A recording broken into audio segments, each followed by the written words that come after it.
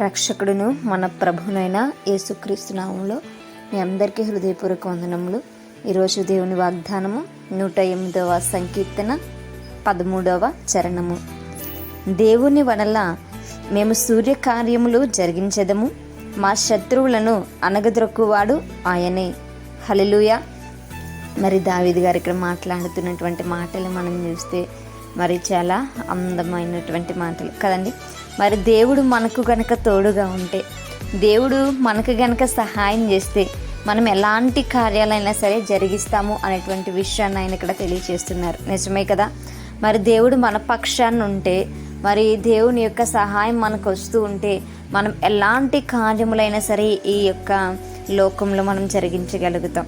అంటే కార్యములు చేసేది మనము కాదు, కానీ మన పక్షాన్ని ఉన్న మన దేవుడే మన పక్షాన అనేక విధములైనటువంటి గొప్ప గొప్ప కార్యాలు ఆయన చేయడానికి ఇష్టపడుతున్నటువంటి దేవుడు.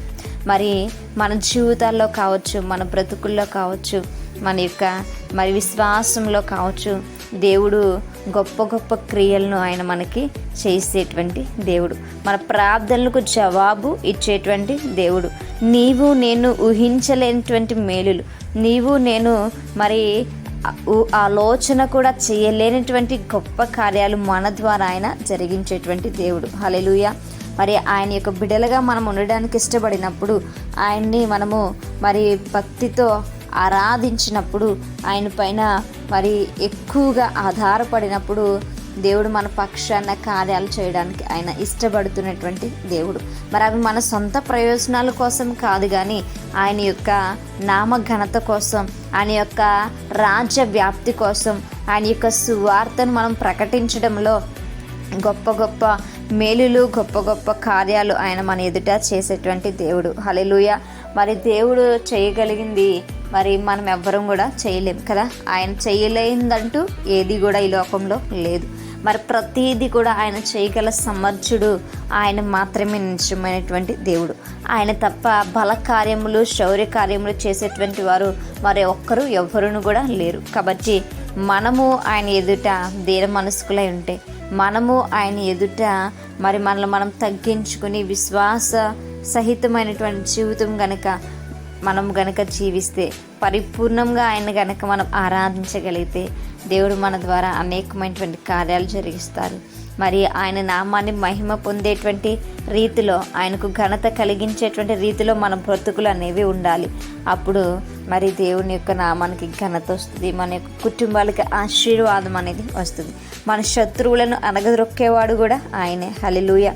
మరి అపవాది అయినటువంటి మన శత్రువుని ఆయన అనగగొట్టి అపవాది పైన మనకి విజయాన్ని అనుగ్రహించేటువంటి దేవుడు. మరి మనకి లోకంలో అనేక మంది శత్రువులు ఉన్నారేమో, ఆ శత్రువులని మనము గనక ప్రేమించగలిగితే, మనం గనక వారిని క్షమించగలిగితే, మరి మనందరికీ, విశ్వాసులందరికీ శత్రువు అయినటువంటి అపవాదిపై దేవుడు మనకి విజయాన్ని ఇస్తాడు. హల్లెలూయా. మరి మనకి శారీరకమైనటువంటి శత్రువులు ఉంటే వారిని గనక మనం ప్రేమించగలిగితే, వారి క్షేమం కొరకు మనం గనక ప్రార్థన చేయగలిగితే, మన విరోధి అయినటువంటి అపవాదిపై మనకి జయం అనేది ఆటోమేటిక్గా వస్తుంది. మనము మరి అపవాదిని ఈజీగా మనం ఏం చేస్తామంటే గెలవగలుగుతాం, అపవాదిని అనగద్రొక్కగలుగుతాం. కాబట్టి అటువంటి కృపా దేవుడు మనందరికీ దయచేయాలంటే మనము దేవుని ప్రేమను ఇతరులకి పంచాలి.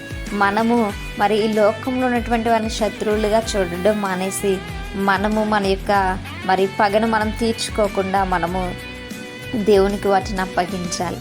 మరి అపవాదిని ఎల్లప్పుడూ కూడా మరి గెలిచేటువంటి వారముగా మనం ఉండాలి. అటువంటి కృప దేవుడు మనందరికీ కూడా దయచేయను గాక. ఆమేన్. ప్రార్థించుకుందాం. పరిశుద్ధుడా, మహాగణుడా, మీకు వందనాలు యేసయ్యా. సర్వాధిపతి అయి ఉన్నటువంటి మా దేవా, మీకు లెక్కలేని కృతజ్ఞతాస్తులను మేము చెల్లించుకుంటున్నాం. అయ్యా నా ప్రభా, ఈ యొక్క నా ప్రభా ఉదయకాల సమయంలో మాతో మాట్లాడినందుకు మీకు వందనాలు. అయా బలమైన కార్యాలు మేము చూడాలని ఆశపడుచుండగా దేవా, నీవే మా జీవితంలో జరిగించండి. అపవాదిని అనగదొక్కేటువంటి స్థితిని నా ప్రభా నాకుడు మాకుడు మా అందరికీ దయచేయండి.